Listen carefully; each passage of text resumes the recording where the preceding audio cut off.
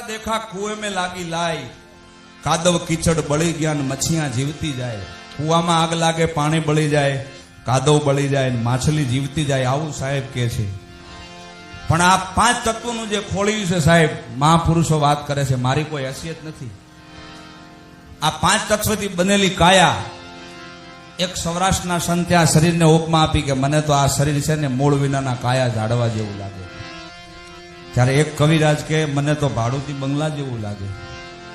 તો એક મહાપુરુષે કીધું કે મને તો પવન વિનાના ચરખા જેવું લાગે. પણ કબીર સાહેબ જેથી આ ધરતી ઉપર બોલ્યા છે કે મને તો આ કુવા જેવું લાગે.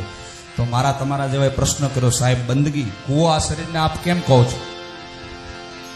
તો કે માછલી કહેતા આત્મા આ શરીરમાંથી પહેલા હાલ્યો જાય, વિયો જાય, ને પછી આ 5 ફૂટની કાયા પડી હોય સાહેબ, એને ઉંચકીને શમશાન ઘાટે લઈ જાય, લાકડા ઉપર મૂકે, અને જ્યારે અગ્નિનો દાગ દે ત્યારે કબીર સાહેબ બોલ્યા કે આ કુવો શરીર કેમ? તો કે લોહી છે એમાં પાણી, આ માંસ છે કાદવ, માછલી કહેતા જીવ, એ પહેલા હાલ્યો જાય. ને એટલે એમ કીધું કે એક અચંબા ऐसा देखा कुएं में लागी लाए, कादव कीचड़ बળી रियान मच्छियां जीवती जाए, जरा तुम देखो लोगों की नाव में नदियां डूबी जाए.